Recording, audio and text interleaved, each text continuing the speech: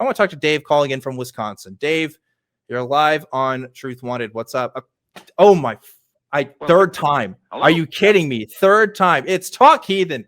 I only cannot had believe 3 callers. this is a deep tick that I have within me, apparently, that I cannot shake. I've done other Talk Heathen shows. What's up? I guess I haven't been on in a while. Anyway. Oh, okay. So what's going on? Dave from Wisconsin, you're live with us. If it makes you feel any better, I didn't notice, actually. I was kind of okay. Well, I certainly did, and I guarantee you the comment section will. So I have to point it out. So, I was prompted to call in today, because I'm procrastinating and I don't want to work on my taxes. And so I sat down and was listening to the first caller, and the words came up that I've been meaning to call into one of these shows to talk about, and that's, I feel it in my heart. And, after, it went round and round, and then it came to, I feel it in my heart.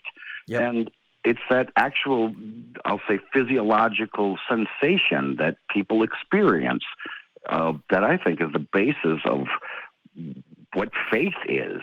It's because I used to be a route salesman, and I had a lot of Hindus and Sikhs and Muslim customers, and it was the same people I would see over and over again, so you'd talk about things, and from what I talked to them about is everybody, the basis of their faith was that feeling in your heart, that actual warm sensation.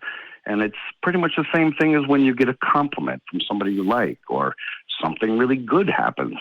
It's a warm sensation in your chest area. I mean, do you not feel that sometimes?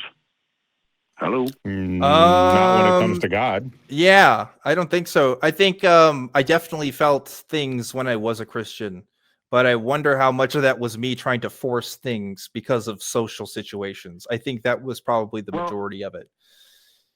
And that's the thing. I felt that I never really bought into the Christian thing, but I was raised Catholic, and there was God because where I grew up, there were Catholics and Lutherans, and it was obvious there was God. You feel it in your heart. You get told this, and my point here is that people that don't experience other cultures, it's hard to think about the fact that that's what you're feeling in your heart as a Christian, but your Christian God talking to you in your heart, and that feeling that you get, which gives you your faith, that's what everybody feels. You're right. That's You're what right. They all feel. You're absolutely right. Again, as the conversations go on and on, I'm a cancer survivor, so I spent kind of a lot of time in waiting rooms and then in little rooms getting various substances pumped into me, listening to these shows and listening to the arguments.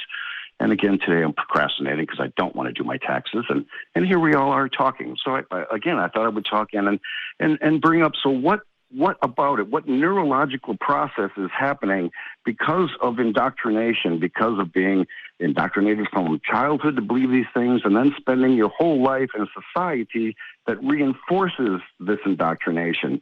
What in your brain is happening to give you this actual this feeling, this actual physical sensation?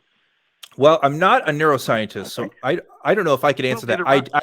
I think I know a little bit about sociology, and I do think that there is a group performance pressure that's involved, especially in religious organizations, especially within like high duty ones, ones where you are expected to, do a performance in some way, right? Where there's risk involved if you don't do that kind of performance. In Christianity's case, it can range anywhere from you'll look bad in front of your parents to you'll go to hell if you don't do this. So there's some mental factors that cause people to do things. It's the same reason why I used to wonder so much how people who say that they are possessed by demons, what's that whole thing about people convulsing on the floor and doing all this and that?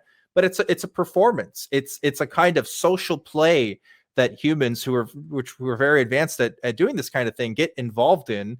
And because of that, actually create that reality before our eyes. It's suddenly in that moment that person is being possessed by demons because look, they're performing the action that this kind of ritual that happens every Sunday at Pentecostal churches. So I think the same thing happens when you're in worship service or when you're with prayer with people or when you're reading the Bible. once you get into that habit, you develop that ritual, and almost like Pavlov, I guess it can kind of occur.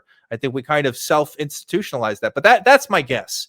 Again, I'm not an expert in any of the fields that I just overlapped in that explanation, but from my own anecdotal experience, I think that's what would make the most sense to me. Well, again, I agree with all that, and again, in my mostly anecdotal experience, it's like depending upon where you're from, that is that exact same feeling in your heart. But that's an aspect that I see rarely brought up in the conversations. That how much of the world have you actually seen? I guess is kind of what I wanted to call in about. And well, I was beginning to be suspicious also. I was like, because I hate to accuse you of underhandedness or anything, but I'm thinking Xeno's a plant anymore. That call? I was like, we don't do plants on this show.